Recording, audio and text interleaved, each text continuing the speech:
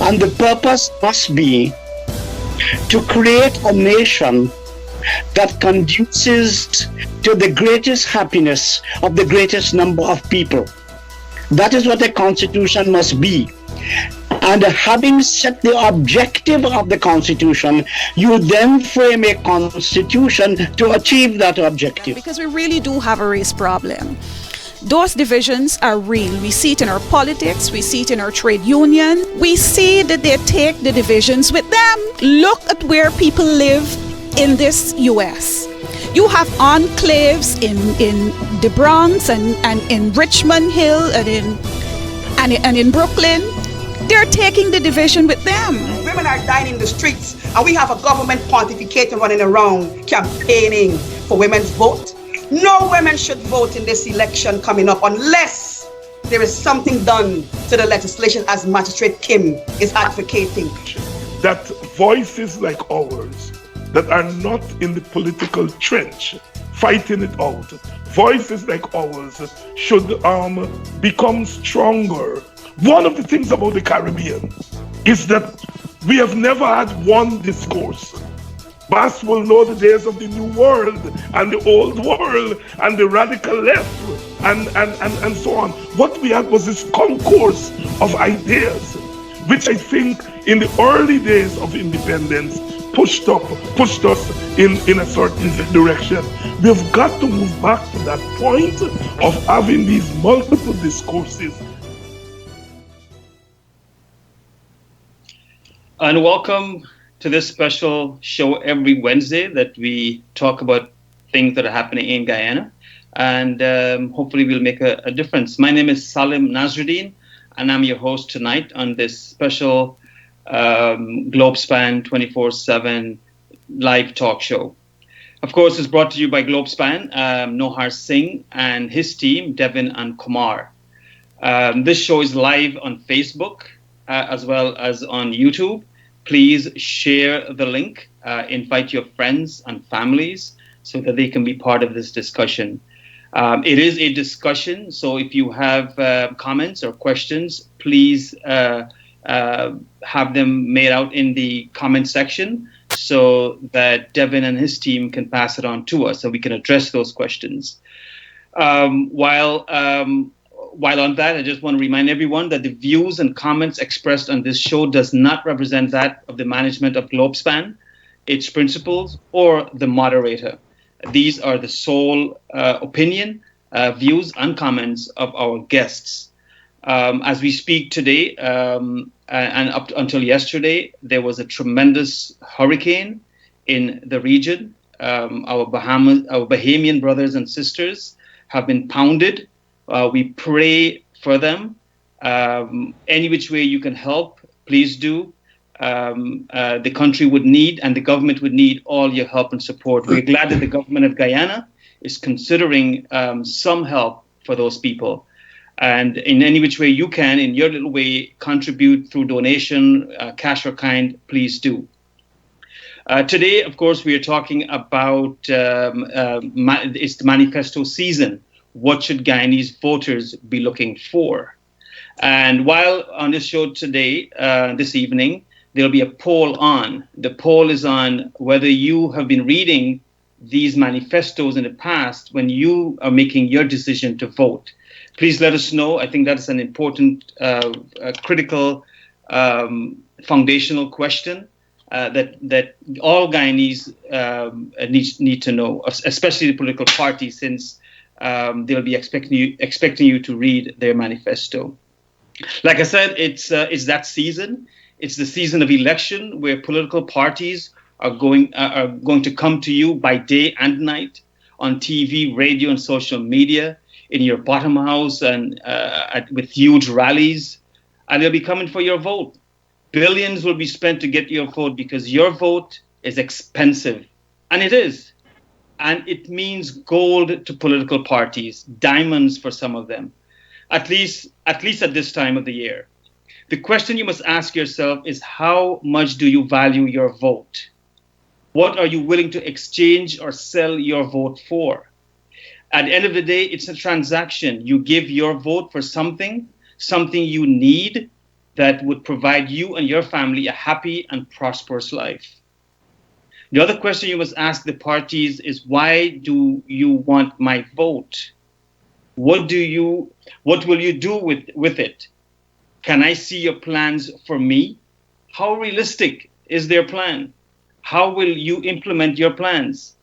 What's in it for me? And so on. All the parties will create a manifesto which outlines their plan to transform Guyana. Some of them are cut and paste to look nice and to get your votes. Others are grounded in reality. But at the end of the day, it must be grounded in you and your family's reality and needs.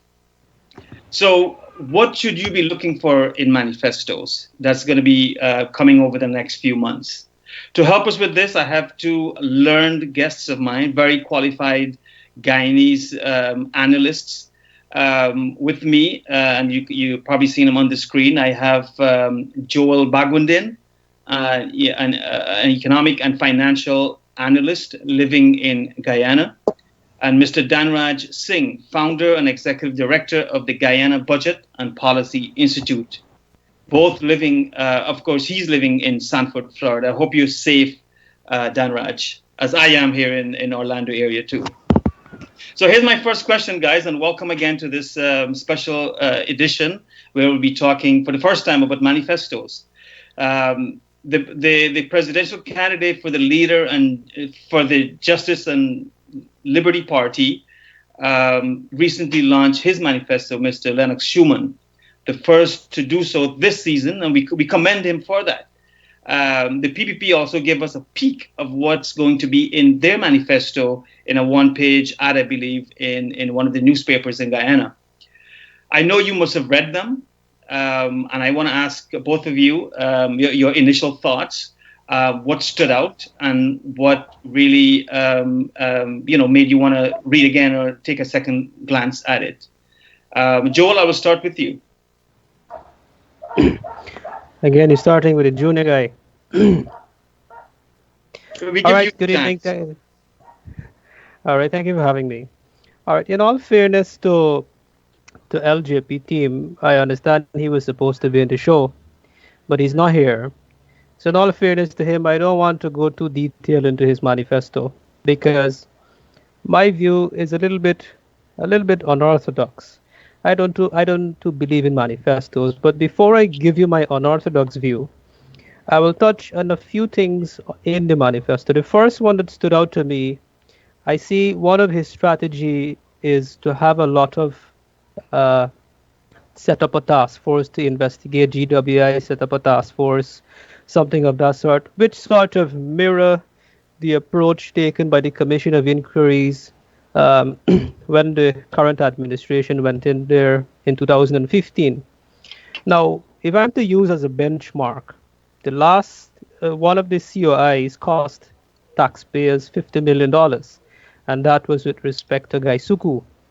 And in hindsight, we have seen that the policymakers did absolutely nothing with that report. Instead, they went and they pursue strategies contrary to that, which cost us $50 million.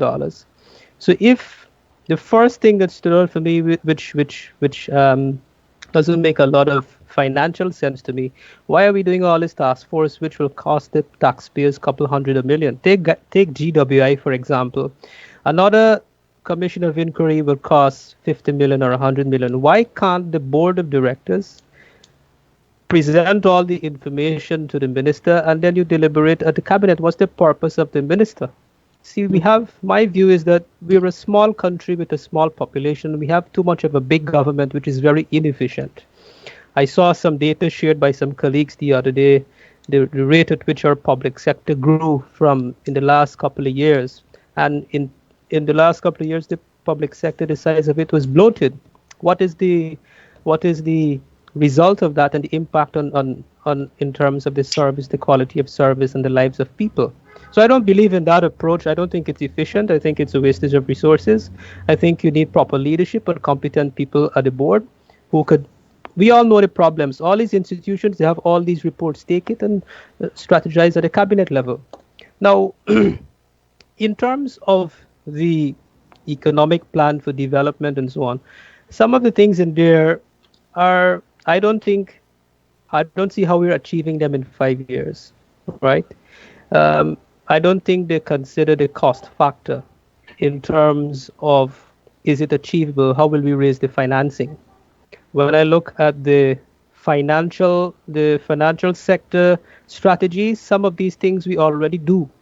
So it tells me that the person or whoever developed this manifesto did not really understand Guyana. Like one of the examples is he talk about reaching out, extending financial services in the rural communities through post office and so forth. Now, we can't really use post office. That is something that was explored by the banking sector already, but we really can't bring the post office into the regulatory framework because of money laundering issues, those legislation, and so on.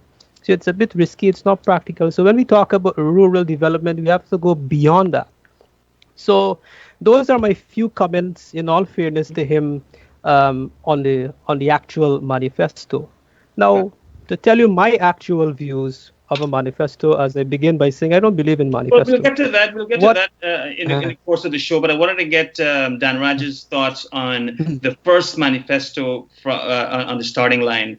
What's your thoughts? I know you read it. What jumped out? What hit you? What you thought is good and maybe bad and ugly? Well, Salu, and to Globespan, thanks again for having me on the show. It really is an opportunity for us to disseminate the research that we have been doing over the past 4 years and to help make sense of this in the public domain. So I appreciate the invite.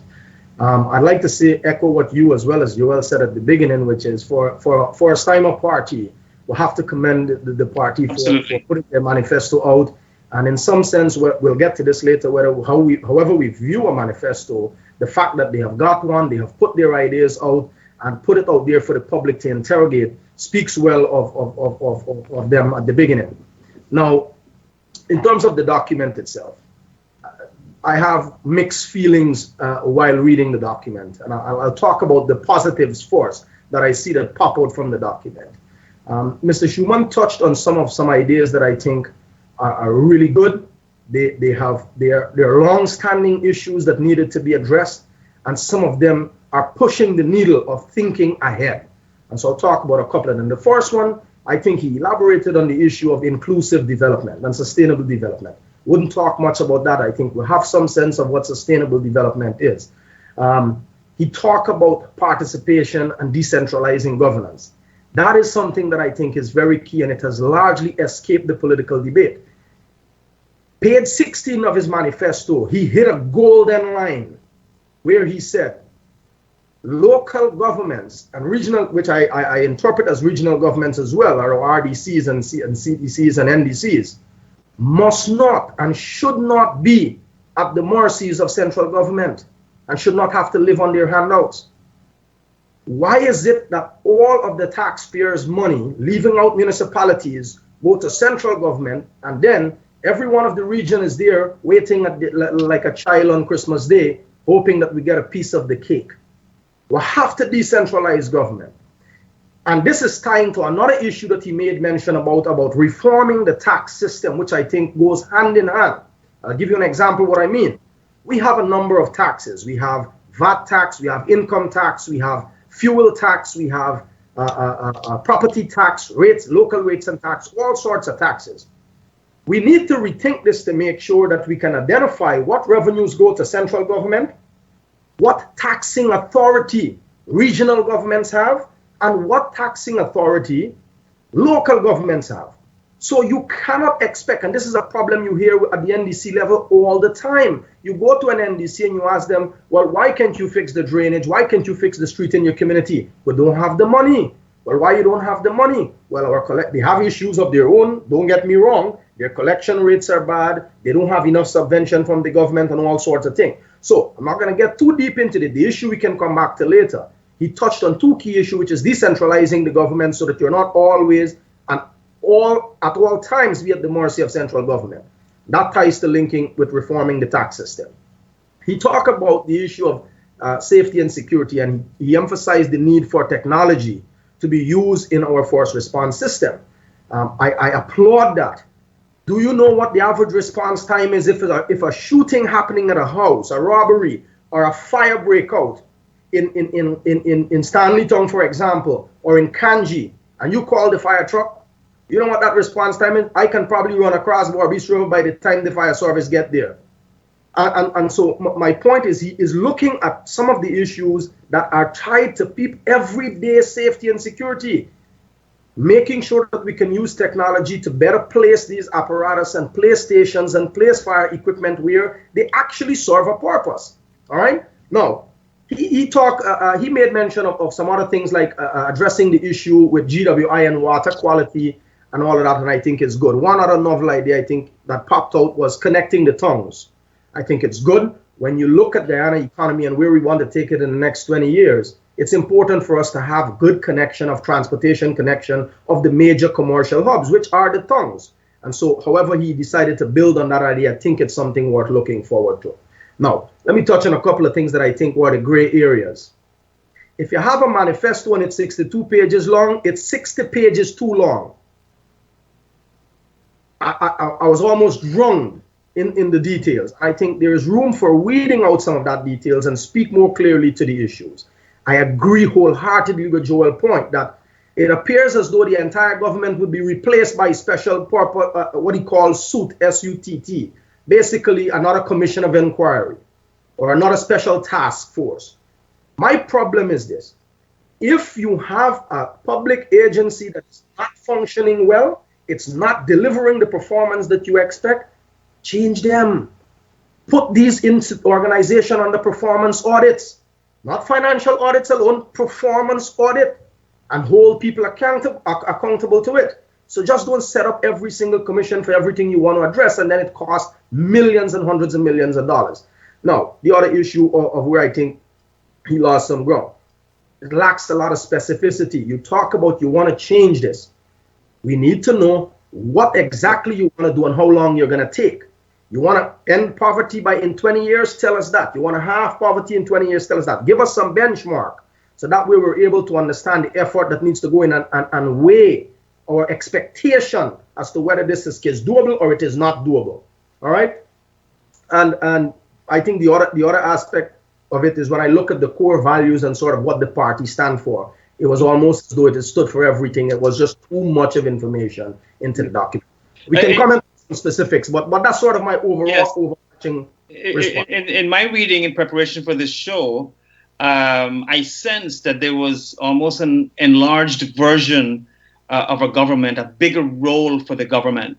And I wanted to ask you, both of you guys, because you study these things on a daily basis, in a developing, emerging economy like Guyana, do we need a bigger government playing a bigger role, or do we need a smaller government facilitating the process? So if I take a shot at this for us, here is what you need. You don't need big and small or smaller government. You need lean and clean government. That's what you need. There's a term that is used in local governments in the developed world, and it is saying we always have to try to do more with less. That speaks to efficiency. We can't be creating and duplicating efforts all the time. And as Joel rightfully said again, every time you set up a commission or set up another government entity or create two more other ministries, it is costing taxpayers hundreds of millions of dollars. Why not expand the mandate and the purview and build capacity of the ministries and agencies that we have already? So I think just broadly talking about, well, we have too big a government or too small a government is missing the point completely. Right now, our government eats up 23% of the budget every year. That's $1 in every $4 goes towards just having the government running. That doesn't make sense. So we need to clean the government, make it more efficient, and you do that by using research and analysis, bring technology in the process, and holding people accountable. Yeah. Joel, I want you to take a stab at that. Do we need a bigger government, or we need a leaner government? I'll give you a simple example on that. You need a smaller government. We don't want a big government. We're a small population with 750,000 people. Now, currently, our government, we have a senior minister, we have a junior minister, and we have each ministry has a permanent secretary. Or what exactly the senior minister is doing. So I'll give you an example with two banks, for example. So I used to work in the banking industry. So GBTI on Water Street or any GBTI, their philosophy is you don't want to have too many tellers.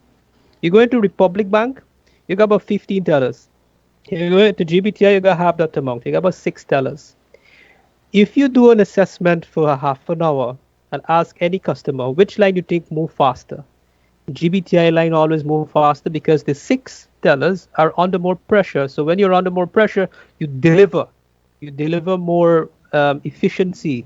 In Republic Bank now, you got 15 tellers, everybody lazy, not everybody pulling your weight. Same thing. This is the same concept. You got too much of people. You got a senior minister. You got junior minister. You got a prominent secretary.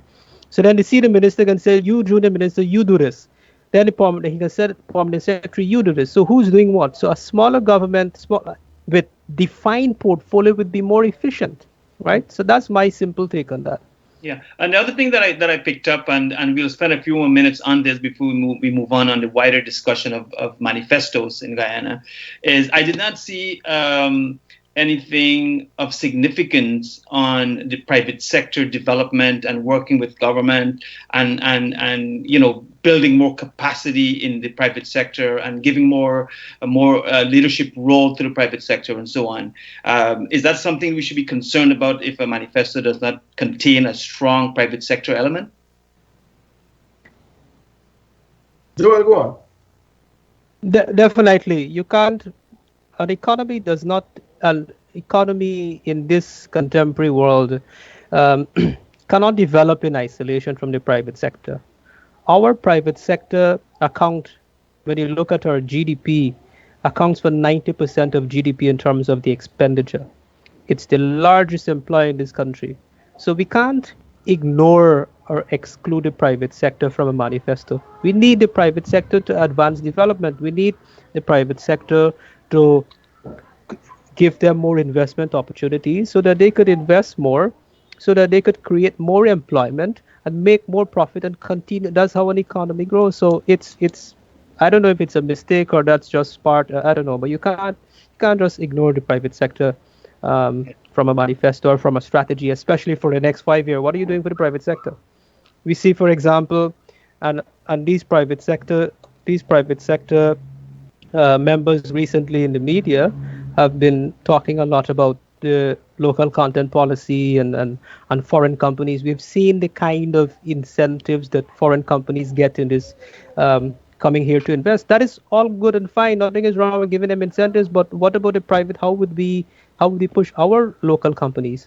See, when we do this, foreign direct investment is good, but they come here, they create employment for a couple of hundred of people, and 75% of the profit is repatriated back to their country. It doesn't stay here.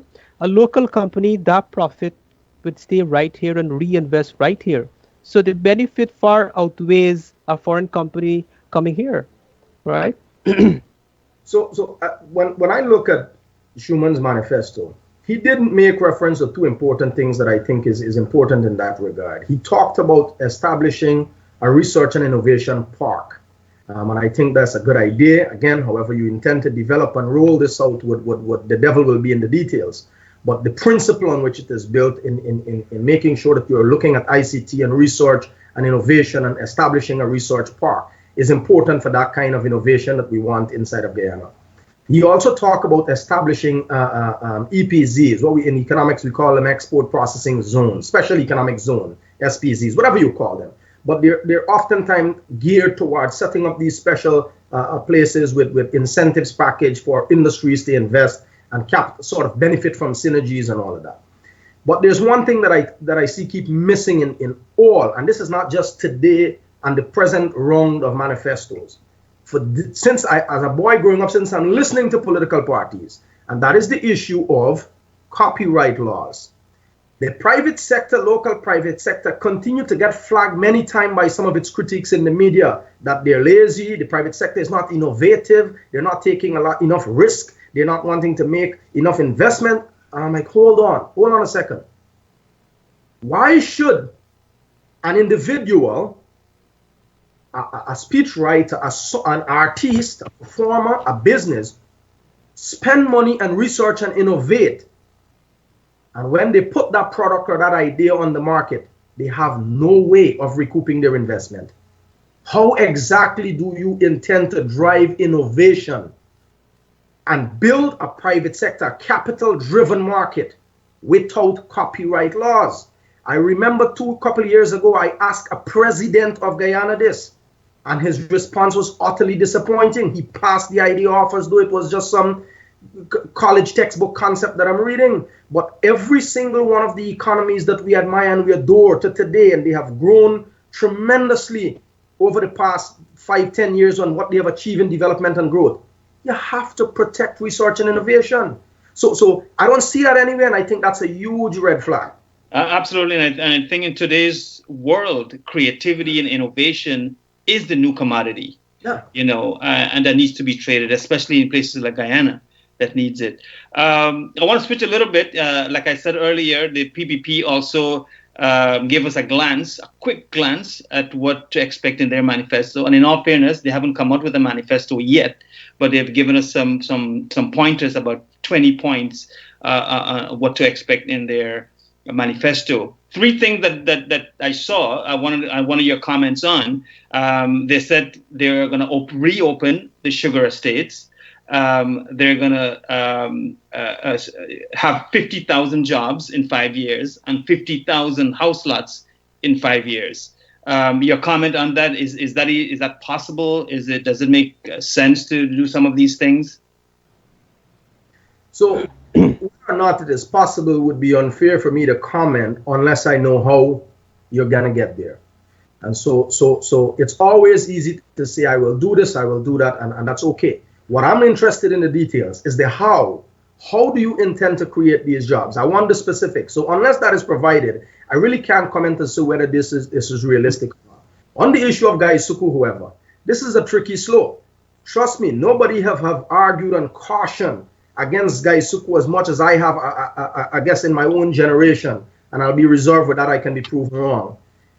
Because of what I felt would have been the economic impact, despite the fact that Gaisuku required an annual subsidy. Mm-hmm. There are articles in the papers where we caution against this.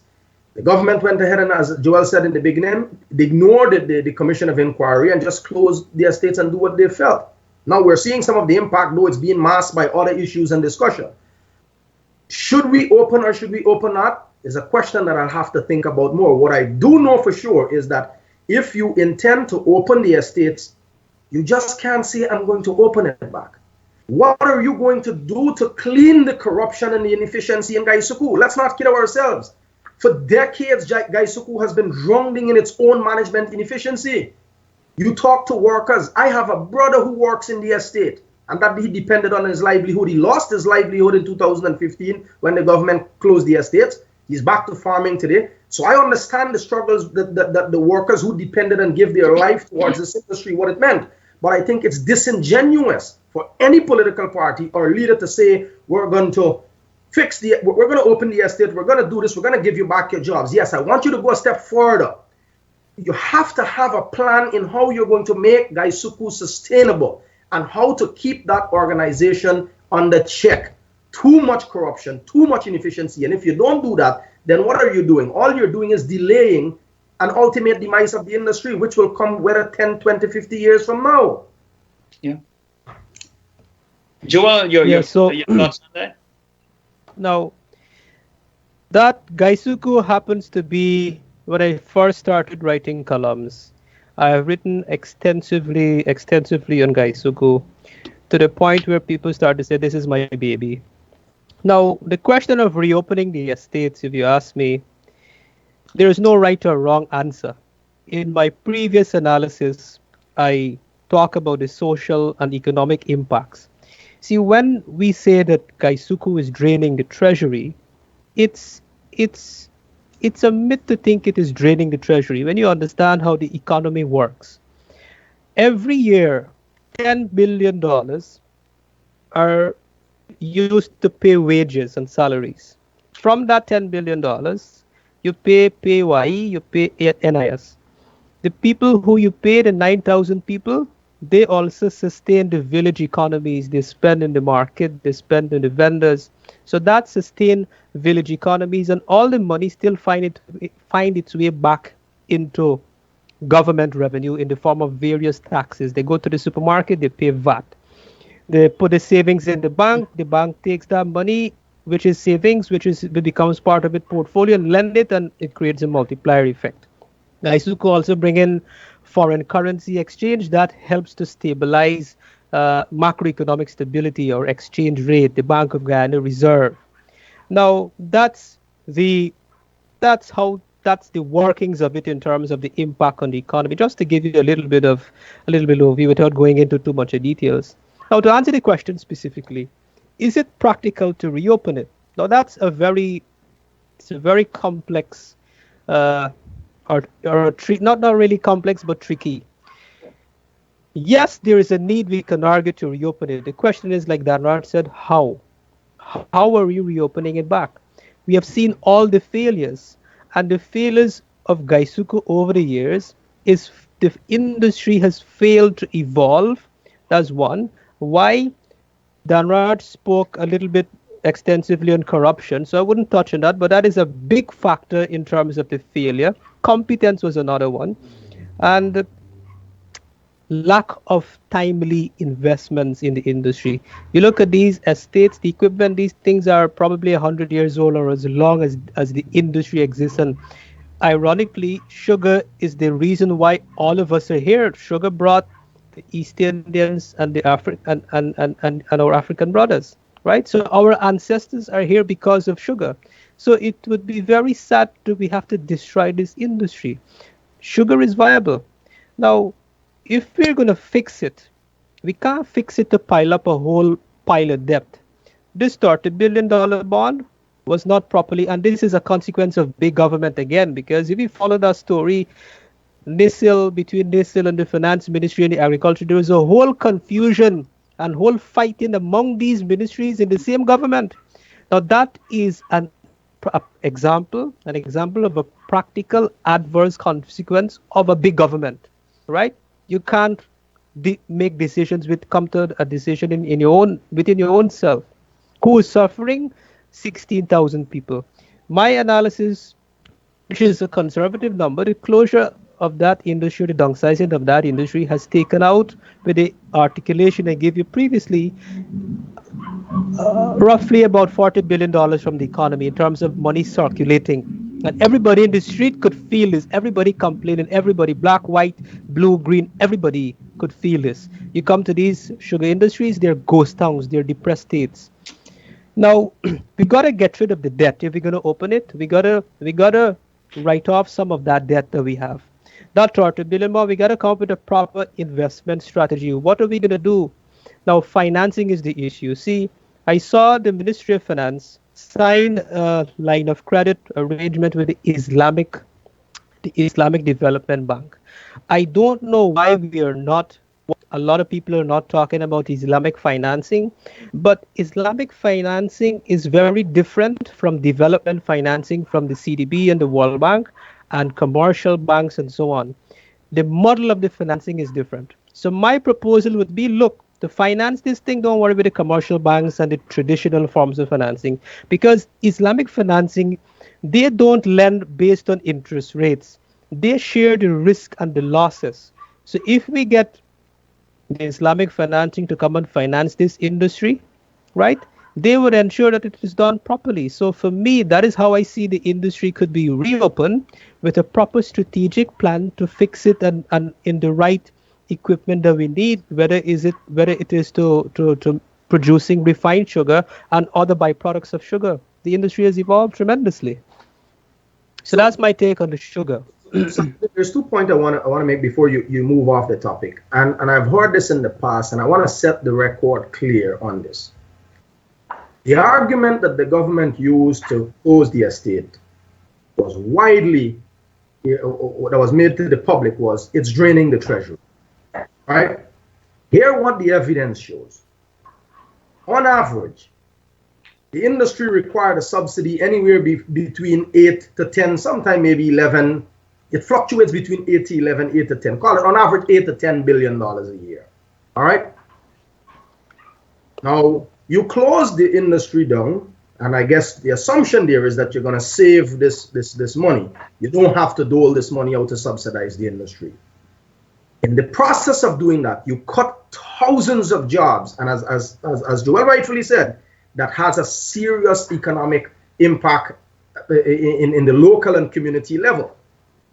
So you save this $8 billion, and you had $8 billion to support the industry. Explain to me how, from 2015, the Office of the President, which was at the time named Office of the President, now it's the Ministry of Presidency. Forget about the difference of the name. That entity in 2015 received roughly $4 billion. Do you know what the allocation is for that same entity in the 2019 budget? It's $12+ billion. So if my math is correct, you just increased in a period of 4 years, added $8 billion to a bureaucratic office and starved an industry that employed thousands of people for $8 billion with the argument that you're saving $8 billion that you didn't have in the first place. Makes no sense. So I want to set that record straight. The other thing that Joel mentioned just now is about the issue of financing, and I want to differ a little bit with the point that he's making here. I believe there's many options that Gaisuku can have, and you can find creative ways to either privatize, bring a mix of private and public, and you can come up with an investment package for the industry. But at the end of the day, no investor in their right mind would pump money down a venture that does not show that it can recoup its investment and turn a return, deliver a profit on their investment in a couple of years, however long that is, whether it's 15, 10, or 20. And this is where the strategy comes in. If you choose to open Gaisuku, fine. Make sure you have a plan in how you're going to fix it. That's all I'm saying. Yeah. Well, guys, guys, before you go, that to complement what Dan Raj was saying, that is exactly what happened. What did not happen with the current bond? The banks, what happened? Republic Bank, who was the engineer of this thing, they didn't think it through. They negotiate this thing with NISIL. There was no proper plan, and these guys, they want to take the money which is meant for capital investment for working capital. That's why they had to freeze it. So, and Republic Bank did that based on what? Guess what? A government guarantee. See, when financial institutions, government guarantee are involved, they go on the jump and take the risk, because if it didn't work, government got paid back. But is that prudent? Absolutely no. You have to have a proper strategic plan. How you will recover that investment. great. So I wanted to switch discussion a little bit. We've talked about the two somewhat manifestos that are out there. I want to get back to maybe ground zero again here and find out and to maybe educate some of our viewers, because election is coming up and the idea is to see what these guys are going to be offering so that I can give my vote. What are manifestos fundamentally, and what is their function for political parties, and more importantly for voters, and what should be some of the goals of a manifesto as it relates to the realities of Guyana? Any one of you? Dan Raj, you go first now. So, first of all, a manifesto is basically a declaration of your intention. We in our society, we know manifestos every time election come around, but really the word in and of itself, a manifesto, you can have an individual that have a manifesto, an organization that have a manifesto. In itself, what it is supposed to do, it's where you, the individual or the party or the organization, declare your intent, put it in writing, and say it to your constituents, your voters, your audience, whoever it is, that here is what I'm standing for, here is what I believe in, and these are the things that defines me or my organization. Now let me take that back into the political context a little bit. In a political setting, when you use a manifesto, it's basically used for three purposes. The first one, it's a campaign tool to get your vote. The second one is a statement of the party's position on certain issues. And as the golden saying goes, words in writing are valued more than words spoken when it comes to politics, because somehow I guess we're able to go back to the document and say, well, you said this. Whether or not that is helpful in the process or it's an effective tool to hold parties accountable, we'll get to that later. But the third item also is where the manifesto is used to sort of list what this party perceives to be their policy position, their policies that they're going to drive whenever they take office. So those are sort of what ideally, in a sense, what a manifesto is and what it is used for. Now, I'll talk one more issue before I hand this over to Joel. There's the question of how much weight should people put on manifestos? Should we be taking this thing seriously? Should we not take it seriously? Can we hold politicians accountable to it? Let me start with the legal first. You cannot hold legally, a manifesto is not a binding document. Parliament has never passed a law that says a manifesto is considered to be a legal binding document. In fact, internationally, there has been court cases that sets the precedence. In Malaysia in 2013. Actually, there was a court case where the Court of Appeal ruled and says that no, unless Parliament passes an act and says manifestos are a legal document, it is not a legal document, and therefore you cannot hold a party, in a sense, legally to it. Now, politics, as we know, is not just a legal issue. It's the only court that matters for politics is the court of public opinion. And in that court, yes, as a voter, you can, and I encourage people to hold their party, their elected representatives accountable to what they say they will do. Now, it's not the best model. Not everybody would read the document, but if you have something that they said that this is what they're going to do, go back to it. Check and see if after 4 years or 5 years, did they do it? And if they didn't, you should use that information as a voter to make an informed decision as whether, do I trust this person? Should I give them my money again to go and do what they said they're going to do, but they do something else separately? One last parallel I'll draw on this before I hand over Joel. Think about it this way. When you go for a job in the private sector, what do you have to submit? You have to submit an application letter, a cover letter, and your resume or your CV, whichever one you use. There will be an interview, and you're given the job. And after a year on the job, there's 3 months evaluation, 6 months, 1 year, and there's regular appraisal. But we always know once you're hired, you can be fired. Politics is very much the same. Right now, it's job hunting season for politicians. They are going to issue their manifestos, and they're going to come and tell you, here I am the man for the job. I can do it better. I can fix the problem. I'm going to do this, and I'm going to do that. Okay, take the job application, which is their manifesto, assess it, and interview them. So when you see them at the rallies, when you see them at the Battle House meeting, question them on how they're going to do this.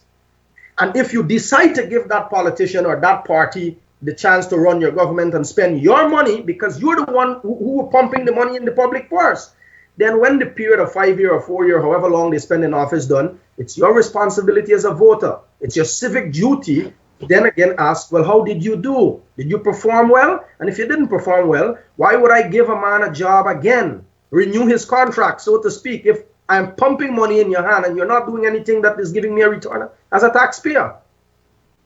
So yes, thanks for that. And I want to remind our viewers, this is a live program. If you have a question, please let us know. And please share this link as far and wide as possible. We are talking about manifesto season, what you should be looking for when political parties presents their promise or plan to you. So Joel, you want to take a stab at that? What are some of the goals specifically for Guyana that voters should be looking for? Because manifestos should be grounded in the realities of you and I. All right. Before I give you my take on that, how much time we have left? We got like 45 minutes. Oh, we have a lot of time. We've got a lot of time. Well, my take. You don't have 45 minutes though. I know. Yeah, 45 minutes. I'll try to take about 5 minutes or less, or not more than 8 minutes. I don't think so long. For me, my view is a little bit unorthodox in that we need to look beyond manifesto, right? A manifesto, as Danrad said, is just a campaign promise. Look, this is what I'm going to do. But we got to marry that with pragmatism and realism. We look at the history of this country. We have gained independence for more than 50 years now. We are still a third world developing country. We still have probably the lowest per capita income of 4,500 US dollars. We recently found oil. That's great. The question is, will we ever become a rich country? Will we ever become an advanced developed country? So what is our problem? What has been inhibiting us? You see, if we want to take this country forward, and any government, it's not just the government, but also the people. The government can't do everything alone, so we can't put all the pressure on the government. This is a collective. What are our fundamental problems? Now, there are many. We could come up with 10 fundamental problems, but I break it down into three. The fundamental problems are we have one of the highest cost of energy in the region. That's one. And what is the implication of that? It's inhibiting our manufacturing industry and the whole economy, business in general, consumer as well.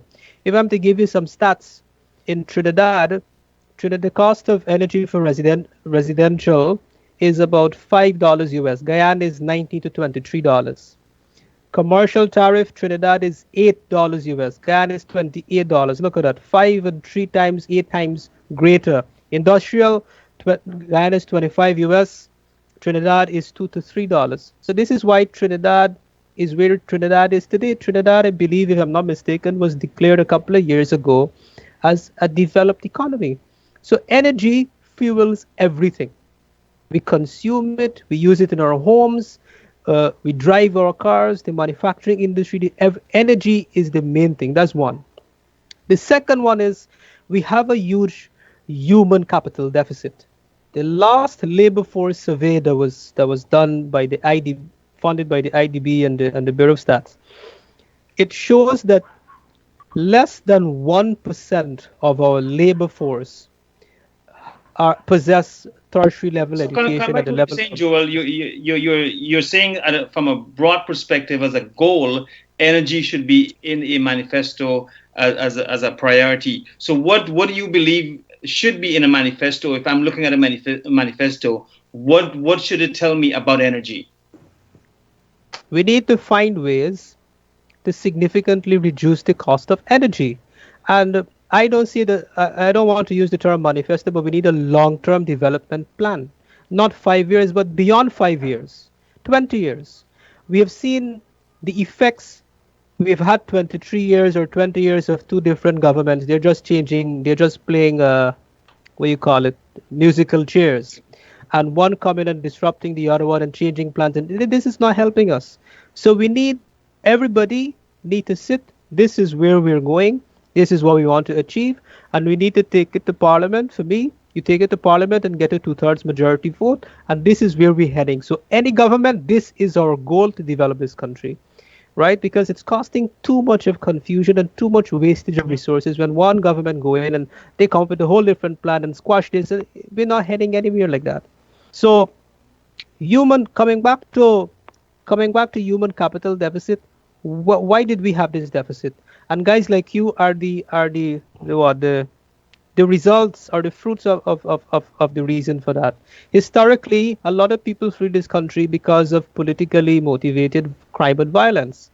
So now, if you look at all the developed countries in the world, Singapore, China, US, they all invested heavily in human capital, physical infrastructure, and physical capital. Right? So we need the people, we need the brain power, we need the intellectuals to develop the find. We talk about innovation, we talk about research, we talk about analysis.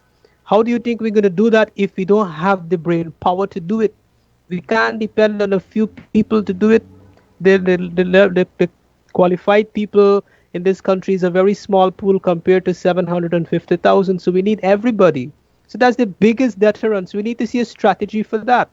And when we're talking about strategy for human capital, we're not just talking about investing $10 billion every year in education and boasting about it. And when you really look at it, 75% is to rebuild the same infrastructure every year. We got to look at the delivery method, the quality and the quantity of teachers. We have to look at our curriculum. Is our curriculum conventional or contemporary? What are the skills we're teaching? So this is how we can do that. And we also have to find a strategy to bring back guys like you from the diaspora to come and invest here. Now, you don't need to come physically, but things like this, you can contribute to the development. So that's our fundamental problem.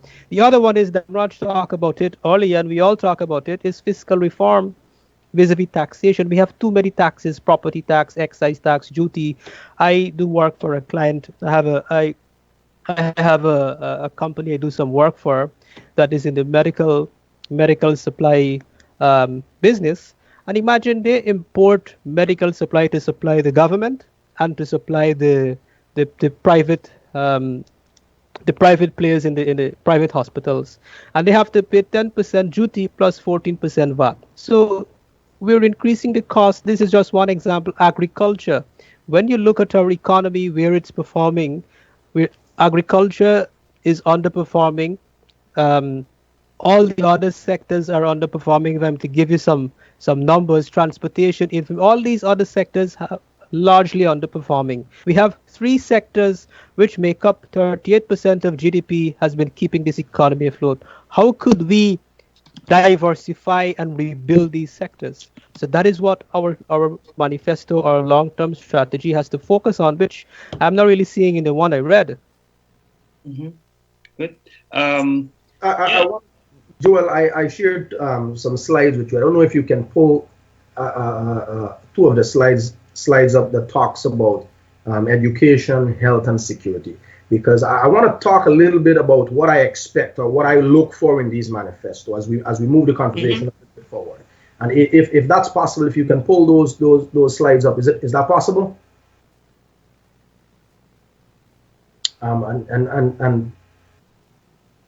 Okay, good. I'm seeing that now. So before I point, I'm putting that slide up there for our viewers' benefit. But let me talk a little bit about what that is. There is when you think about development and how you want to address social issues, you have to think about the immediate, and you have to think about what are we going to do in the next 5, 10, 15, 20 years? Where do you want to see this going? Sometimes I believe we get so caught up with trying to create the perfect vision of the future, which is important. It is. We have to get a vision for the future. But sometimes I think we spend so much energy focusing on how we're going to dress the roof up of the house, and we forget to build a step. So I don't know how exactly we're getting upstairs, to put it in a parable. And when those slides, the slide up there, and two of the others that I'm gonna share for our viewers, looks at issues, simple things that you can do. Simple. They don't require massive legislation and national consensus across the country and referendums. They simply need politicians with the will and the determination to say, we're going to take X and Y step to fix these issues. In any manifesto that I look at from here going forward, I'm going to be looking at three things: health, education, safety, and security. Let me start with health, and if our controller can just bring that slide up back a minute for me. Look at recommendation number 2. Guyana has one of the highest maternal and infant death rate in the Caribbean. Mothers going into the hospital with a pain, she and the baby coming out on a stretcher. In 2019, that is unacceptable. Yet we're spending billions of dollars a year on healthcare. Yeah? So when I look at the manifesto, I want to see exactly what are you going to do to lower our end maternal and child death in Guyana. I look at people in the outlying regions. They had community health centers. Sometimes you go across the community and you still see the community health center building is there, but there is nobody inside. No medicine, no supplies, no nothing. And if there is somebody inside, the person is there to tell you that the technician will not be here until 3 weeks from now. Now, I get there's logistics and there's all challenges to it, but that is why you are vying, as the politician is vying for the job. find a way, go to consultation, get educated minds, and get professionals to help solve the problem. If we look at the issue of education, this always baffles my mind. So if we can pull up the education slide for a second. 3 simple things I want to pay attention to that I believe are so important for moving a nation forward. And while every other priority is important, if you can't invest in your education, as Joel called human capital, the same thing, you're not moving the nation forward. Look right now, explain to me why in 2019 we can't have high-speed internet in every one of our public schools. But I'm sure every government minister have 10 megabytes of high-speed bandwidth at their house and the office. So somehow our ordinary citizens and students who have to take this country into the future is less of an important than our office bearers. Madness. Our curriculum, Joel talked about this. Believe me, there are school curriculum, public schools with curriculum right now that have not been updated since the 70s. Universities, there are courses that the top reading on the course is still a book from the 1980s. We need to upgrade our curriculum. And the other thing, which, if the slide can come up back one more second, is we talk, Minister Ramjatan, when he first entered office, he put this 2 a.m. curfew, and sort of the narrative around it was, well, people got to stop doing nonsense on the road at 2 o'clock in the morning and go home and be inside and all that. Listen, are you providing green space and proper libraries so that they can go to the library and sit down and read a book and do some research? So where exactly is the infrastructure that should help our young generation move towards a productive future? So you're not building, give me a proper modern library in Guyana, my friend. You can't find one, right? So the other issues of teachers, let me just touch on this lightly. Mm-hmm. Even in the LG Schuman Manifesto, he talked about education, but he missed the biggest issue with the education sector, teachers' retention. They're not able to hold qualified teachers. And this is an important issue for us to address. I am a qualified individual. You are a qualified individual. You spent donkey years, toil, sweat, day and night, read with Flambeau and Lamtran, and go to school with slippers on your foot to get a good education. The least you expect is that you have a job, that you can make ends meet on the job. Your family can afford to take care of your family, put food on the table, and save a little for when in the future. If you cannot do that, how you expect to hold professionals? Yeah, so guys, what I'm hearing so far from you guys in terms of broad objectives and goals for manifestos to come would be energy, human capital, fiscal/tax reform, health, education, safety and security. Those are some, of course. Those are some of what you guys believe are some critical area. Now, there was a question from one of our audience. He asked, I think his name is Steve Balgobin.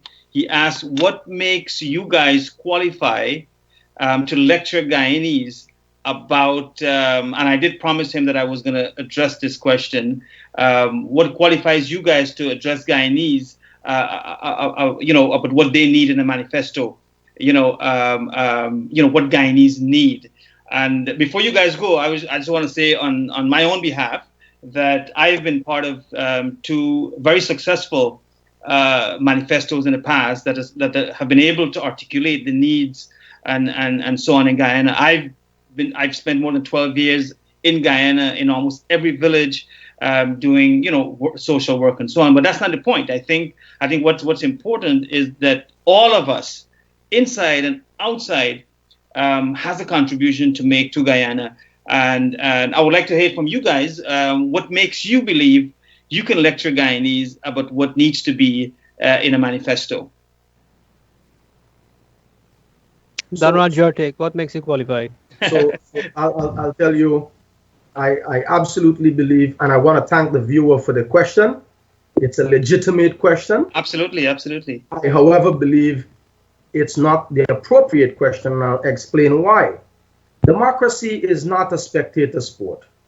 You don't just, if you are not contributing to the process, you don't get to complain when things go wrong. So you don't stand by the wayside. Now, if being a Guyanese is one of the qualification criteria, then I'm happy to say that I am a Guyanese. And so I believe it is important for me to honor my civic duty as a Guyanese, to make sure that I am playing my fair part to holding our elected officials accountable. And I'm not just doing that. So this is not a lecture. This is to say that when we have elected officials putting ideas forward, somebody, some section of society, it is our collective responsibility to interrogate those ideas. It is the only process through which we can know whether we will be made fools of, or we're giving something, as old people will say, you're giving cat in a bag. So when it open, the cat jump out and there's nothing left. So it's important. This is an important part of a functioning democracy. And this is not just going only for me as an individual. For every speaker on this platform, I believe they have taken the task to honor that civic responsibility to say, let's talk about the issues. If we learn something in the process, that's good. And if we disagree on something in the process, that too is good. So I don't want to see this as not a lecture. I'm not lecturing on what they should and should not have. I'm just saying, here is an idea that you put forward, and I don't believe, based on the research that I'm doing, this is consistent or whether it makes sense or not. So, and fundamentally, what we're doing here is exactly what the questioner and most voters, or not most, but all voters need to do.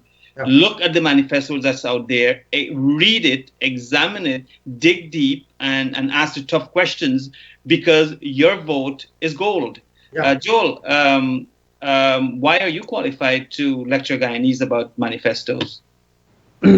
I wouldn't say that I'm qualified or not qualified. I would not address the question to you. I would not address the question. You're a lecturer, aren't you? Yes, I lecture. Yes, by profession, yes, I do lecture indeed. But in this context, I would not address the question what makes me qualified, because everybody has a right to contribute to Guyana's development, whether you're a Guyanese or not, right? Everybody has a right, because this is not just Guyana.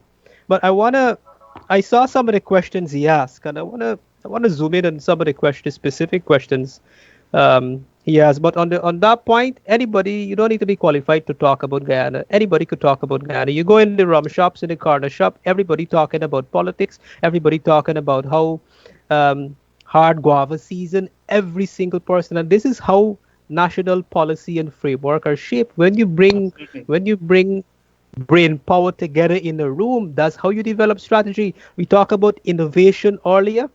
These big companies like Apple and Amazon, the way they do it, they hire the smartest guys. The CEOs are acknowledged they are not the brightest. What they do, they're good. You listen to Alibaba, they're good at managing people. They hire the smartest. Lock all of them in a room and brainstorm ideas. So I'm not saying that I am bright, but everybody need to come and brainstorm ideas how we're going to take this country forward. So everybody has a qualified in that respect, regardless of who you are. Now, he asked some questions about oil and gas. What about oil and what happened to the other sectors? Now, that's a very excellent question, because in my writings, I have written extensively on oil and the other sectors that we have seen. The numbers have shown in my previous show, in my articles, I have shown the analysis, which is these are evidence-based analysis, is the same statistics published by the Bank of Guyana and the Ministry of Finance. All the other sectors are underperforming. Oil and gas, fortunately, miraculously, has been keeping this economy afloat, because all the other investments coming into this country, all the capital inflows are oil and gas related. Our import bill is skyrocketing because of oil and gas and gold. The other sectors are neglected. Now, this is troubling. If we only oil and gold, these are very volatile commodities. Tomorrow, oil price crash, we're in trouble. We're in serious trouble. So that's an excellent point. And a lot of my discussion tonight focused on agriculture and on the other sectors. Now, one of my bigger concerns I want to mention a little bit outside of that is when we look at what is worrying, and I will use a recent example of the Demawara Harbour Bridge, right? We saw the effects of that bridge for 2 days. And when you look at the population dispensation of Guyana, more than 50% of our population are in Region 3 and Region 4. All the developments that are taking place are in the capital city, are in this part. There will come a time, in the next 5 years, we wouldn't have enough road for people. It might be better for people to walk to work. There will come a time where people, and look, with oil and gas, incidentally with oil and gas, next year and beyond, we'll have a lot of people coming in, a lot of foreigners, a lot of foreign companies. We'll have a lot of traffic in this country, and all will be focused in the capital city. What do you think will happen in 5 to 10 years? So when we talk about national strategic plan, we have to start look at shifting our development, moving this country more inland. We have to look at building more road networks. Look at the road to Latam, for example. One of the ways to facilitate economic commerce is the movement of goods. This is how you create new industries. You need roads to do it. Mining gold accounts for the largest right now. Before oil will come in the next 5 years, you won't get enough. Oil would only be about 300 million US in the first 3 years. Gold has always been the largest contributor for an exchange in this country. When we look at our mining areas, we're neglecting these areas in terms of road. You need road to access where the gold is. And this is affecting our miners. If we put our investment to build roads in these mining areas so that mining could become accessible to small miners, medium scale miners, we will have a greater multiply effect where sustainable development could take place. New villages could emerge, new communities, new industries could emerge. Brazil for how long want to build the road linking these two countries? That will facilitate a lot of trade and commerce between these two countries, creating sustainable industries. Coming back to the Demerara Harbor Bridge, more than 5 years now we're talking about feasibility study. Now, I mean, we got to make sense out of nonsense. Now everything we need to do feasibility study for, buddy. Feasibility, you need to do a feasibility study for another bridge. When you look at where the population and where the next 5 years, we really need a feasibility study to waste $200 million right? for that. We need a bridge. Just build it. Exactly.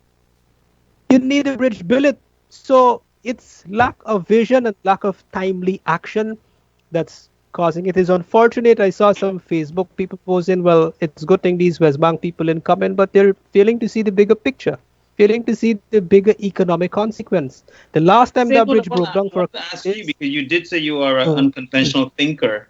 Much of what we've mentioned tonight is not rocket science. It's not foreign language. It hasn't been discussed. Exactly. We talk about energy and health and education and oil and gas infrastructure.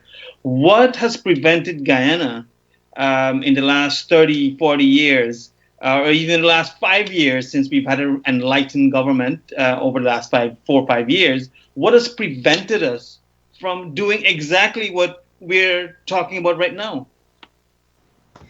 Now you're shifting this discussion in a whole different dimension. Salu, you said I wanted Joel to take a stab at that because okay. I want to see where he's gonna, how unconventional out of the box he's gonna be responding to this one.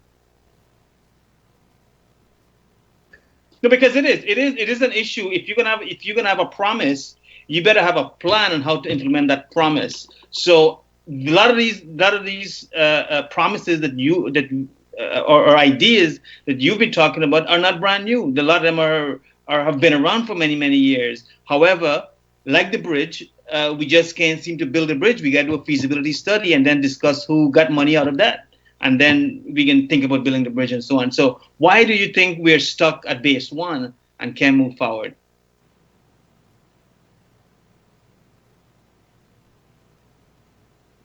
Joel, did you hear me? I lose it for a moment there. Yeah, so my question was, why is it that we are unable to move from first base? We are always talking about the same thing and feasibility studies and task force, but we can't go beyond building an economy and building a country and building the lives and families that these parties envision. Dhanraj, you want me to go first or you want to take it first? Well, you were nominated.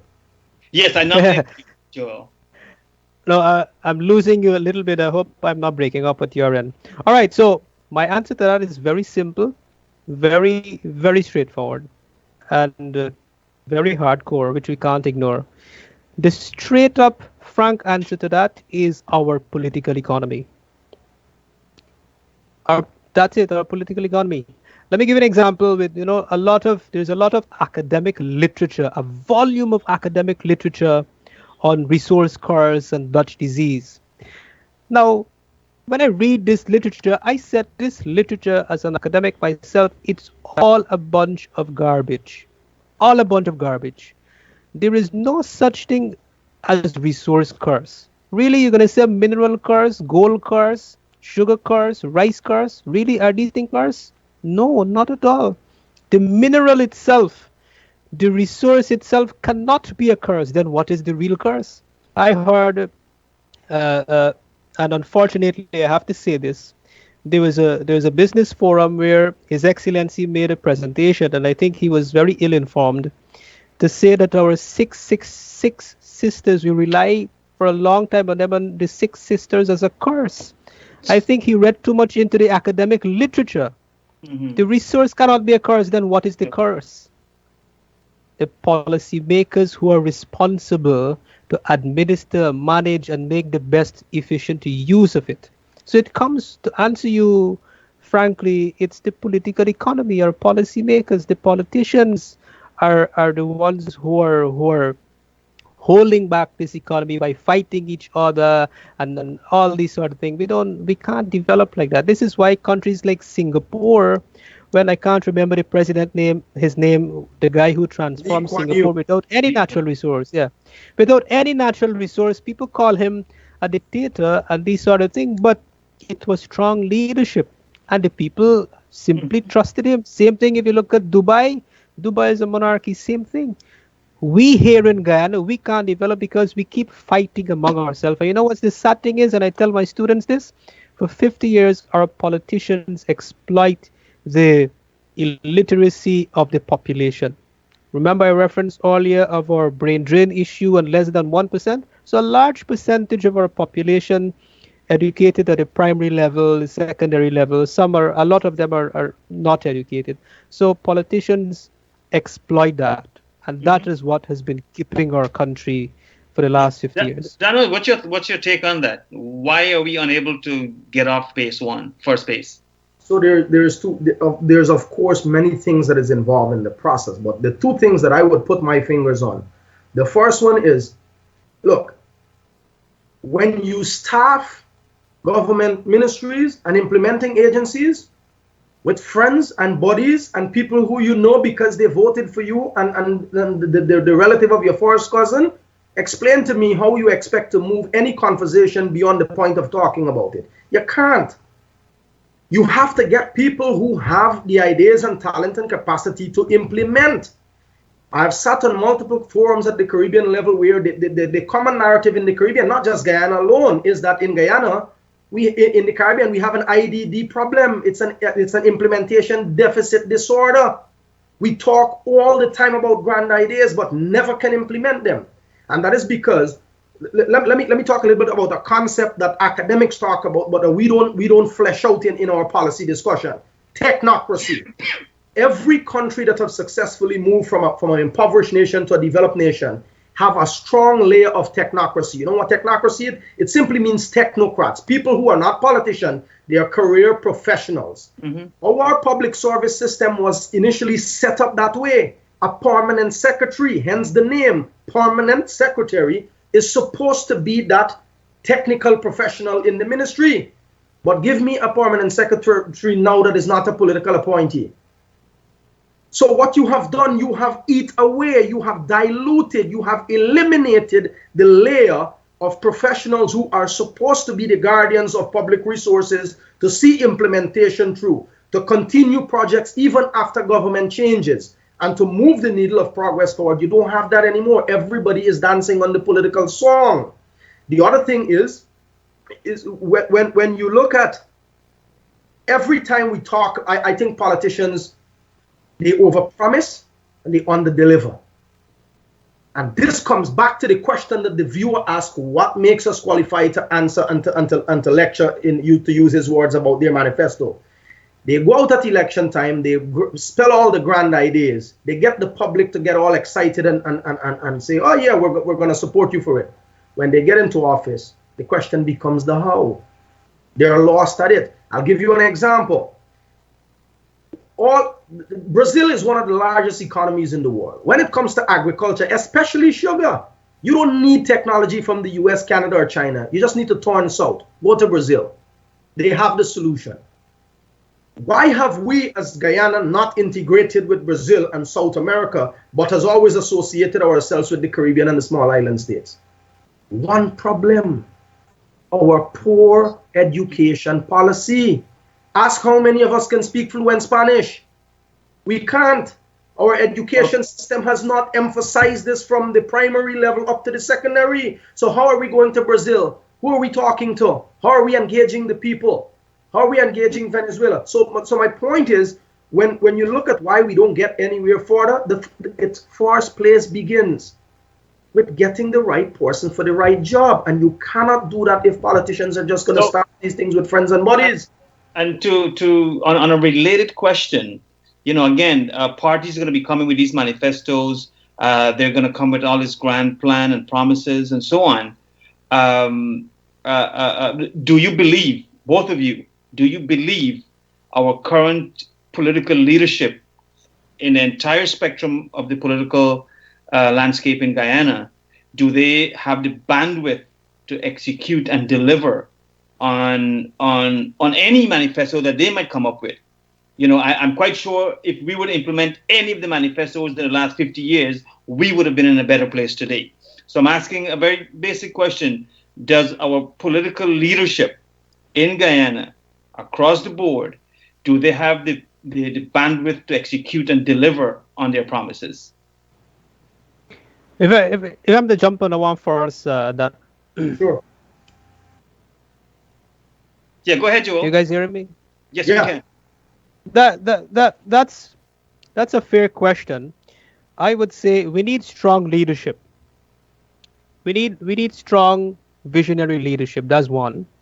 In terms of whether they have the bandwidth, I interpret that to mean you're asking if they have the technical competence. And my answer to that sort of extend on what the point that Raj is making. It could also be the will. Because a lot of people do not have all the technical skill, but at least they have the will to get it done. Definitely. Yes, absolutely. You need strong political leadership and the will. So your question is, if they have the will, that's a tough one, buddy. I don't know if they have the will, because what I was going to ask you in terms of the technical competence, let the people select who the ministers should be for each ministry. And how do we do that? Publish your CV. Let's like an interview, like the point that Raj made earlier. But on the point whether they have the will, I really don't know. I'm yet to see that. I'm yet to be convinced that they have the will. So here's my take on this. There are genuinely some good people in the political landscape that has good intentions, good will. They have the right sets of ideas. They want to do more. They want to get involved. But somehow they're not. The political process is not able to screen and bring these individuals and place them in the appropriate place where they can thrive. All right. So that's a problem. Whether they have the will or not, here's my take to it. I'm as lost as Joel is, but here's my 2 cents to this. They can.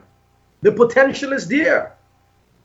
It requires leaders, however, to take decisive actions, even sometimes when those actions are not politically the best thing for you.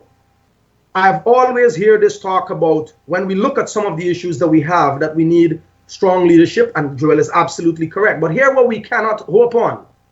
We cannot hope to have a state or an economy that goes into the future, and the only way it can get there is to hopefully that in every 5-year cycle, our prayer is, God, we hope we have a good leader. You know what? The democracy might sometimes miss that mark, and it might not always deliver the best of leader that you want. We have seen that happening all across the world. So what keeps the economy on check? What keeps it on the ground? You need good institutions. You need good laws. You need good regulations. You need to permanently build a society. And the laws are what do that. And we talked on so many issues tonight about how where these stress points are and how we can address them, about the issue of the amount of ministers and senior officials you have in a ministry. No one knows who's really accountable and who should be reporting to who. Yeah. Look, you need to clean the process up. You need to. Here was what I say. When I look at our leaders today, here is how I will judge them, and this is my personal view. If you view your role as a public servant as I'm going to be driving in the SUV, I'm going to be called the minister, and I'm going to be this, and you're starting off on the wrong foot. You haven't really thought about why you want to do this. If you want to serve the public, there is something that comes with that. Your moral compass needs to be in the right place. I always say, if I do consultancy or I advise a student or I mentor somebody, I always say, if you're going to put a system in place, make sure that system outlives you. Absolutely. Yeah. So if you are a leader, if you're a permanent secretary, if you're a minister, if you sit down and you want to really, and you genuinely want to help the Guyanese people lift their conditions of life, lift their way of life, come on, man. Grow some spine and take hard decisions. Do what is right. The Guyanese people will be behind of you. Believe me. Absolutely. And I think, again, leadership has a lot to do with executing on whatever plan you have. We all can come up with grand ideas. I mean, every day I'm thinking I'm going to the moon, but I don't know how to get there, But it's a dream. It's a dream. And we've got to go beyond the dream, beyond the promise, and get into a plan. I want to ask, we have about 10, 12 minutes more to go for program time. And there's one issue that I believe needs to be addressed, and I want to have your take on it. It's the, yes, we've talked a lot about economy and what can stimulate the economy in terms of education, human capital, and energy, and so on. But I think there is one issue that has been a major hurdle, almost a retardant in Guyana's development, which is the ethnic security dilemma, which has haunted us, which has stagnated us, which has pitted us against each other. We are a much more polarized country than we ever were. So what do you believe the common manifestos should be? How should they address the ethnic security dilemma, which of course leads to a destabilization of just about everything else?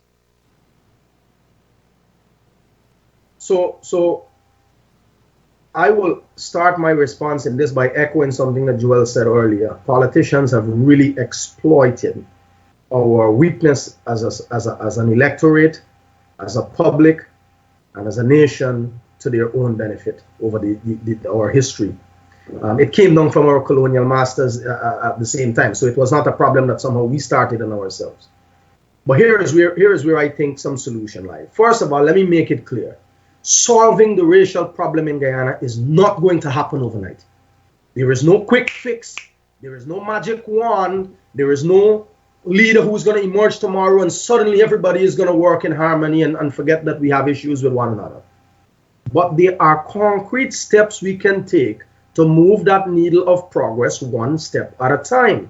The first one starts with legislation to make it civil offense or criminal offense for certain types of using things like racial slurs, looking at employment practices and preferential treatment based on race. We had a minister who was caught on record saying, we're looking for jobs for people who are PNC supporters.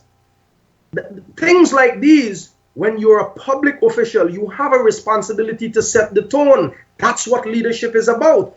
And so what I want to see is which party has the spine to say, here is legislation that we're proposing to start healing the racial divide. And that comes from accessing to schools. That comes from providing equal access to housing. It comes from providing equal access to the justice system. People should not, your guilt and offense should not be viewed by the color of your skin when you walk into a courtroom. So it starts with the leadership at our government level. Government has its tentacles in the entire economy and society. You provide education, you provide health, you provide justice service, you provide transportation, you provide leadership, governance. Use those entities to set an example. outlaw some of these behaviors. And now again, legislation wouldn't fix all of it, would it? No, that's not what I'm saying. But what I am saying, take a hard stand, put the first step treader on the step, and start to heal the process one step at a time. Can I also mention, it goes back again to the question that the viewer asked, why we're doing this. We're doing this precisely because when society fails to hold their leaders accountable to the issues, they resort to the race card. They resort to the religion card. They resort to your sex card, whatever sexual orientation you is, and they start to exploit there. It's us and them. It's RB and IO, right? It's them. And the issue gets put aside. Our time, and the issue gets drowned in all of that nonsense. Yeah. So we need, and one of that specifically, one of those legislation should speak exactly to the behavior of political candidates running for office. So we start there. Absolutely. So and now I know some people. I want to get Joel's take on this, on the ethnic security dilemma. What are you looking to see in upcoming manifestos? Of course, I did not see it much in the Schumann's manifesto, but manifestos are still yet to come. What are you hoping to read? My take on that is, it's like as Danwad said, it's not an overnight solution. For me, Guyana will eventually evolve out of that in the next 30 years when we have a paradigm shift in our generation. I think the youths of today, the millennials, let me use the contemporary term, the millennials, they are not concerned about race and ethnicity and so on. I think the millennials are the most harmonious group of people in our population. But the number in terms of the composition is not yet outnumbered. So there will come a time when Guyana will be rid of this ethnic security dilemma thing, but it will take a couple of years, more than a couple. My estimation is 30 years, when a new generation takes over with a new mindset, a whole fresh, like a rejuvenation of our country in terms of the people and the era. To give you my take in terms of what will help to do that, I'll give you an example. As you pointed out, I'm a lecturer. I lecture business economics. I teach business economics. And I think hand in hand with that, with the time factor and the evolution and generation, the point I made earlier is education. It comes right back at education and contemporary education, which emphasizes critical thinking. Critical thinking and analytic mind simply mean you must have a mind of your own. See, I just started teaching a new batch of students. This term started, I think, was in 2 months ago. And I teach students from different races, different ethnicity. And some of the feedback I got is, because it's business economics, I have to teach some bit of political economy and those sort of things. And I engage in practical discussions using Guyana as a case study. Some students felt that I was racist when they hear my lectures. But eventually, when they come the next week and the other week, and they see that I present my analysis with evidence, with fact, and I teach them how they must be able to have a mind of their own, then they were completely influenced. This man makes a lot of sense. Yeah. And I have been able to influence these students to simply have a mind of their own. So the solution to that is education will solve that issue. Absolutely. Education, once people have a mind of your own to do your own analysis of the evidence, then that will take care of it. Yeah. So that's what I teach. Salwan, I know you're running on time. Give me 30 seconds. Let me just rebut something that Joel said. And I see the point of view that he's making. I disagree that this problem would naturally evolve out and solve itself. I want to remind you guys that racism was here even before we got independence. That's half a century ago. Today, those same institutions and racial divides are used by politicians to divide society and retain control in their own way. So we cannot hope for a natural evolution out of this. We have to take concrete steps and put these things into the laws. Let our laws reflect the society and the values that we want to live. So I don't believe it will graduate out. Education is an important part, but it would not naturally evolve out of it. We'll have to stick our fingers and get it right. So, and one other item I want to ask you, get your feedback on, and you can include that, Joel, in your rebut to Danraj, is we've got about 500,000 or more non-resident Guyanese, as I call them, living in the U.S., Canada, UK, in the Caribbean, probably in Suriname and Venezuela too. How do we get them back in Guyana? What is it? How can we use the wealth and the skills that they've generated over those many years, get them back into Guyana? And now specifically coming back to the manifesto, what do you want to see in the future manifestos? How do you want to see it address the non-resident Guyanese issue? Well, I'd like to see, first of all, political parties putting forward a diaspora development policy or development plan. How? Look, there's models that exist, and I don't want to get too technical with this. India has successfully done it. Malaysia has successfully done it. These countries have large portions of the diaspora, entrepreneurial professionals, investors, and they have established policies that how they can harness this and build ways in which these individuals can contribute. Right now, we will all agree that every one of us sitting, even the two of us on this platform, we take our time and contribute to these platforms and engage our society, and because of the goodness of our heart. We love Guyana to death. Yeah. We want to see Guyana move forward. There's no question in that. But unless and until, again, from the leadership level at the government level, we see a plan how we can channel these resources, and I'll give you just pull a quick example out of my head. When we talk about all of these independent oversight board, for example, the Sovereign Wealth Fund, here is a unique opportunity. Don't put the Sovereign Wealth Fund to be managed by politicians. Establish a board and staff it with professionals both in Guyana and outside of Guyana, where the people outside of Guyana can share the intelligence that they gather. The people inside of Guyana can learn from that. The fusion of ideas. Use the professionals abroad, but you have to have a strategy in how you're going to do this. Not piecemeal, and not every time you want to appoint somebody, you take one person from the diaspora and then you said, hey, we have the diaspora involved. No, we need a plan. So, Joel, what do you want to see in the manifestos coming up in terms of the non-resident Guyanese? In terms to attract them back to Guyana? To make them inclusive. Inclusive? Well, sound like our president here, in terms of my answer. Our president, which is good, go all over and not only him, other ministers, go to the UK and all these countries, come to Guyana, invest. I would say the same thing. What is stopping you from coming? Come and invest. You're the guys with the brain power. We don't need too much. We don't. But what do you want to see in manifestos that will invite persons in the diaspora?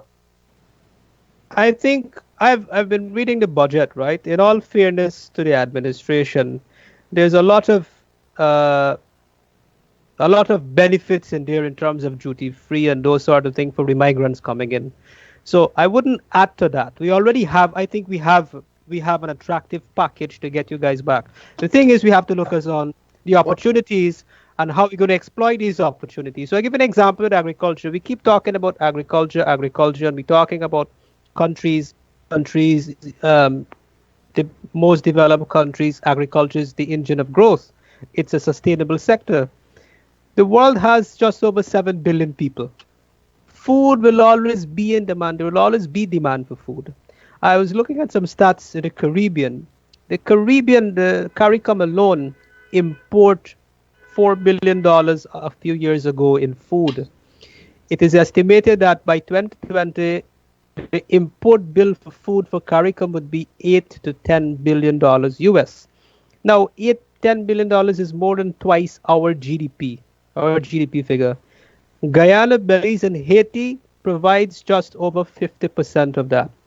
That stats there alone tells you of the opportunity that there is. Guyana has arable land of many water. That stats alone is information for strategic investment. That's the opportunity for us to like Dan says, there needs to be an articulated strategy for that. And I want Right. to just want to say something here, Joel. Here's the question. Here I think is the golden question with what you're saying. Okay, if you can make a rebut about 20 seconds, because You- we have to kind of wrap up. You have a good package. You have all the tax benefit and all of this. Why is it not working? Why are all of us not rushing to Guyana? And here's my point. If you do what you're expected to do with basic and simple things like public safety and security, you don't need to incentivize people. We want to. We are ready to. But why should we do that and put ourselves and families at risk when people only hear that you come from Suriname or Trinidad or Canada and you can't even meet home? You get robbed on the road. It's safety and security. Yeah. Well, So that guy, Yes, and guys, 10 second, Joel. no, my rebuttal is not really a rebuttal. I quite agree 100% with Raj. You take care of safety and security, reduce crime, a good health sector. We need to Exactly. health care. Yeah. That alone will attract people here. That's the main concern for people. Security. Yeah, well, with health. that, I want to really thank you guys for the time and the effort and the energy that you brought to the discussion.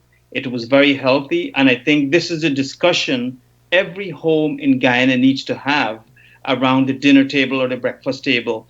That, you know, when politicians come to you, ask them what's in their manifesto, how are you going to achieve it, what is in it for me?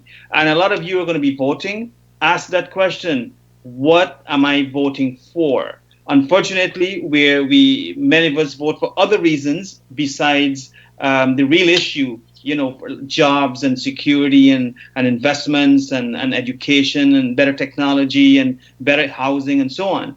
We need to find a reason why we are voting. If you don't have a reason to vote, that someone is going to give you something, don't waste your vote. Keep that vote until someone comes to you with something valuable and worthwhile to give them your vote. With that, I want to use my two guests as examples. If they're going to be voting in the next election, what issue will you be voting for? So, Danraj, I'm not asking you which party you're going to be voting for. I'm asking what issue. And I think this is an important distinction that Guyanese voters need to understand. Don't vote for somebody. Vote for yourself. Vote for an issue that will embolden your own existence in Guyana. So, Danraj, if you were to vote on elections tomorrow, what issue will be something you're looking at to select a party? My top three priorities are education, health, safety, and security. And let me take 10 seconds and tell you why. When I cast my vote, my freedom and life is at stake.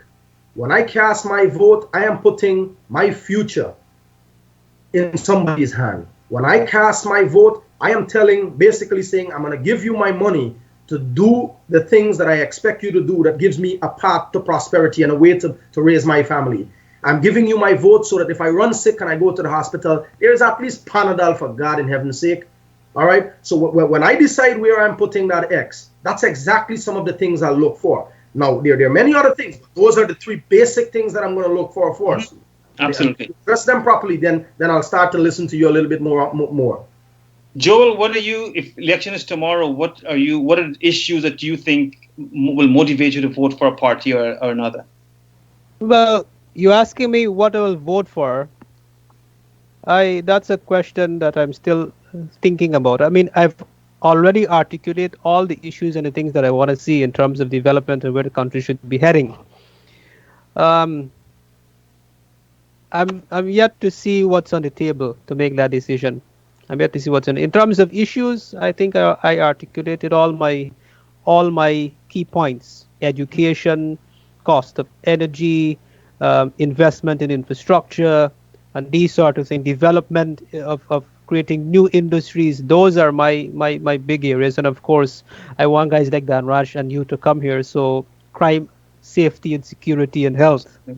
Absolutely, and I think that's the thought process I would like to leave all our viewers with this evening. When you're voting, don't vote out of it's a reflex. Voting is something you need to do with a deep thought. It's worth $1 billion. You're giving somebody $1 billion to do something for you.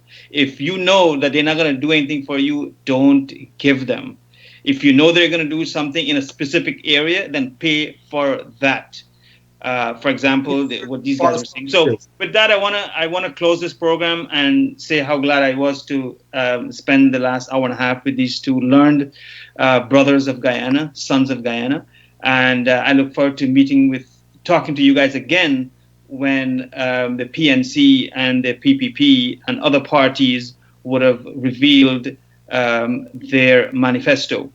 Again, we had a poll, and I would ask Devin to read the results of the poll. The poll asked whether you read any party's manifesto before you voted. Yes, and the answer, our online audience, 48% answered yes, and 52% answered no. And to the second poll, should manifestos contain a section on how to hold politicians accountable for not achieving over 50% of their promises, 83% answered yes, and 17% no. Thank you. Well, there you go, guys. All right. It seems like most of you have not read manifestos, so please read so we can change the tide and make Guyana a better place in the future. Again, I want to say a very good night to all of you and all of viewers. We want to send special prayers and to the people of Bahamas and the people on the east coast of the United States who will be facing the brunt of Dorian over the next day or two. And I wish you and your family a safe, enjoyable rest of week and, of course, weekend. Good night. Salam and namaskar. Thank you. Good night.